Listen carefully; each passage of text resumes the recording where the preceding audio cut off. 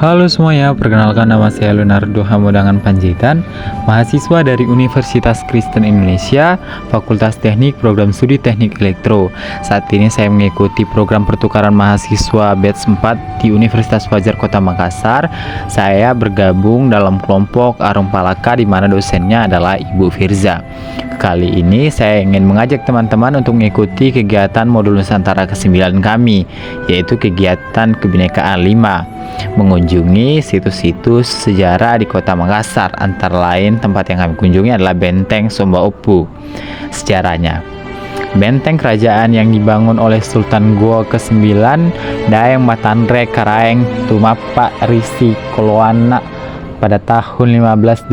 Pembangunan benteng ini tidak selesai dalam satu periode kekuasaan, sehingga pembangunannya kemudian dilanjutkan oleh Raja Goa ke-12 Karaeng Tunijallo dan Sultan Alauddin.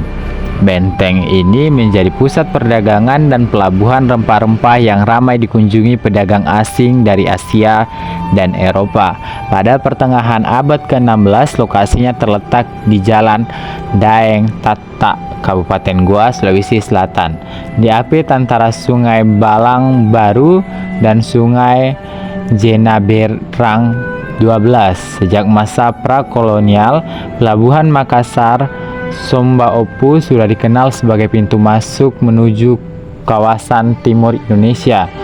Kota yang terletak di selatan Pulau Sulawesi ini memiliki sejarah yang panjang sebagai bandar niaga, sebuah pusat perdagangan di wilayah Nusantara. Pelabuhan besar baru terjadi pada abad ke-16, waktu di masa terjadi perpindahan pedagang Muslim dari Malaka yang direbut oleh Portugis pada tahun 1511. Setelah kami mengunjungi Benteng Somba Opu, kami melanjutkan perjalanan kami dengan mengunjungi Museum Bala Lompoa. Sejarahnya, Bala Lompoa adalah sebuah bangunan berbentuk rumah panggung terletak di kota Sunggu Minasa, Kabupaten Goa, Sulawesi Selatan. Bangunan ini memiliki sejarah yang menarik. Berikut beberapa poin penting tentang Museum Bala Lompoa. Asal-usul dan fungsi awalnya. Museum Bala Lompoa awalnya merupakan istana kediaman Raja Goa, dibangun pada tahun 1935 sampai 1936. Selama masa pemerintahan Raja Goa ke-35, Manggi Daeng Matutu Karaeng Bonto Napo Sultan Muhammad Tahir Muhibudin Raja Goa ke-35 dan keluarganya tinggal di Bala Lompoa sebagai tempat tinggal peran sebagai museum. Setelah masa pemerintahan Raja Goa ke-35 berakhir, Bala Lompoa dihuni oleh penerusnya, Raja Goa ke-36 Andi Idjo Daeng Matahang Karaeng Lalolang Sultan Muhammad Abdul Qadir Aiduddin. Raja Goa ke-36 memutuskan untuk pindah dan tinggal di Makassar, sehingga Bala Lompoa tidak lagi digunakan sebagai pusat kekuasaan kerajaan Goa. Sejak saat itu, Bala Lompoa berubah fungsi menjadi pusat sejarah dan budaya orang Goa.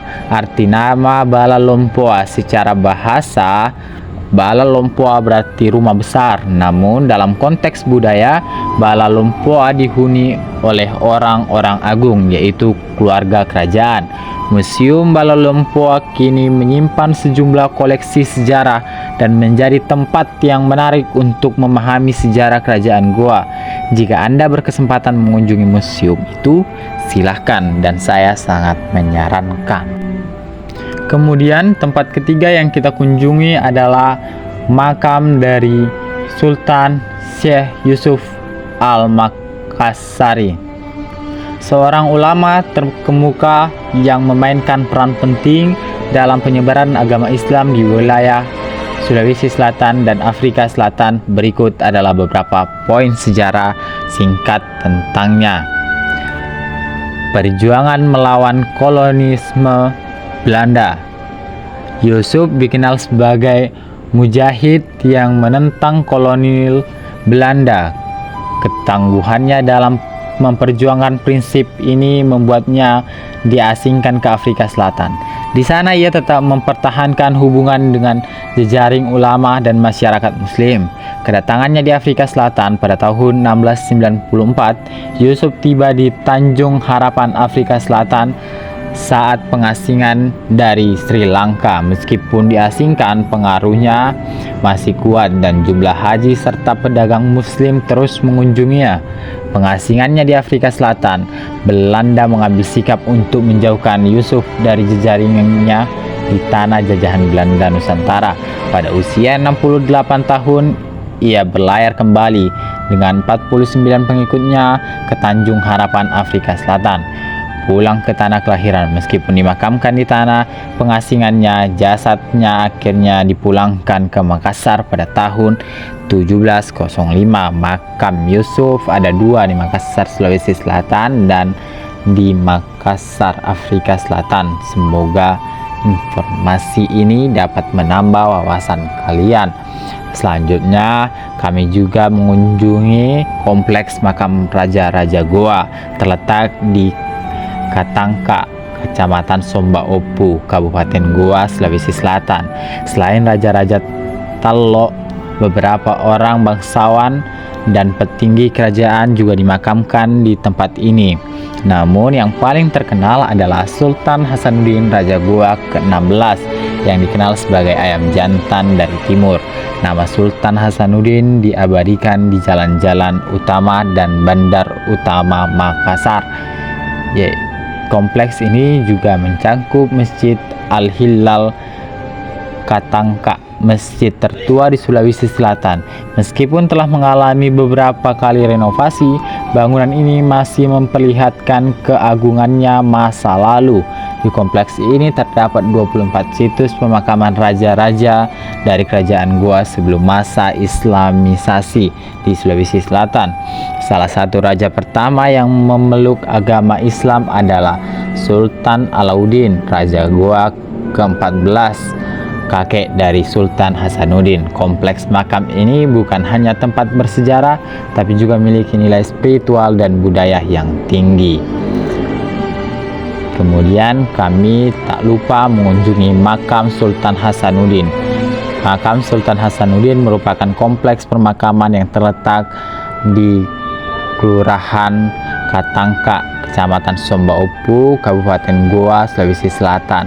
Situs ini berada di puncak Bukit Tamalate dengan luas 2.352 meter persegi.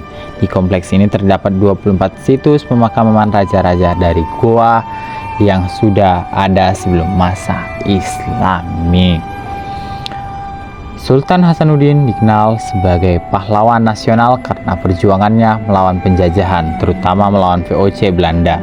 Ia memimpin pertahanan Fort Somba Opu melawan serangan pasukan Belanda dan Bugis selama 8 hari sebelum akhirnya jatuh pada tahun 1693. Ia tidak lagi menjadi raja saat ia wafat.